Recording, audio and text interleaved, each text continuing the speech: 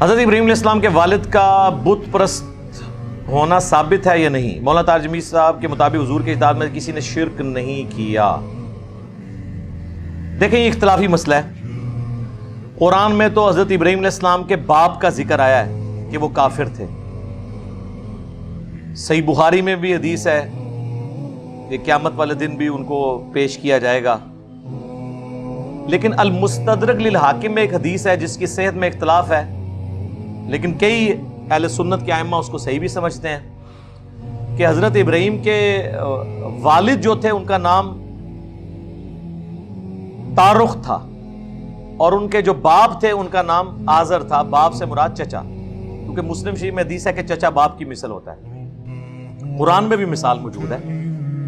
حضرت یوسف علیہ السلام نے اپنے باپ میں حضرت اسماعیل کو بھی ذکر کیا، حالانکہ آپ اسماعیل کی اولاد نہیں ہیں، آپ اسحاق کی اولاد ہیں علیہ السلام اجمعین۔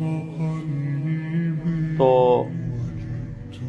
اس لیے اس کو زیادہ وہ مسئلہ نہیں بنانا چاہیے۔ بال مولانا اسحاق صاحب نے اس پہ ایک پھکی دی ہے کہ اگر لوگ یہ سمجھتے ہیں اہل سنت کے بڑے ائمہ کہ حضرت ابراہیم کے والد جو تھے وہ کافر تھے، تو اتنا کوئی بڑا مسئلہ نہیں ہے۔ انہوں نے بڑی زبردست بات کی کہ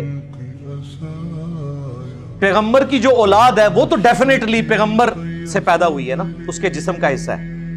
اگر وہ کافر ہو سکتی ہے تو پیغمبر جس کے جسم کا حصہ ہے اس کا کافر ہونا چھوٹی بات ہے۔ یہ پکی والا جواب ہے۔ حضرت نوح کی اپنی اولاد قرآن میں آیا کہ ان کا بیٹا کافر تھا، وہ تو ان کے جسم کا ٹکڑا تھا نا۔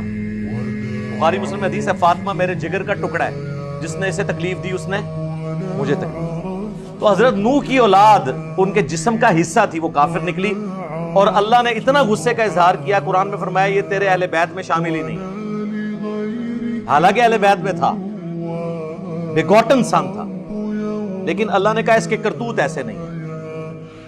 تو اس سے ان سیدوں کو بھی سبق حاصل کرنا چاہیے جو سوٹے لگاتے رہتے ہیں اور کہتے ہیں عزیز سیدہ۔ صحیح مسلم میں حدیث ہے جس کو اس کے عمل نے پیچھے چھوڑ دیا اس کا نسب اسے آگے نہیں کر سکتا۔ اگر عمل تھرڈ کلاس ہے، نسب فرسٹ کلاس بھی ہونا مقابلہ نہیں کر سکتا۔ ہاں اگر نسب فرسٹ کلاس ہے، عمل بھی فرسٹ کلاس ہے، پھر سارے فرسٹ کلاس میں وہ اوپر چلا جائے گا، پھر حسن و حسین ہی جنتی نوجوانوں کے سردار ہوں گے، جامعہ ترمذی مسند احمد، اور فاطمہ جنتی عورتوں کی سردار ہوں گی۔ صحیح بخاری صحیح مسلم دونوں میں حدیث موجود ہے۔ ہم نسبت کے منکر نہیں ہیں، لیکن ہم کہتے ہیں چھڑی نسبتاں نہ ہوں، چھڑی نسبتاں، کرتوت کوئی نہیں صحیح۔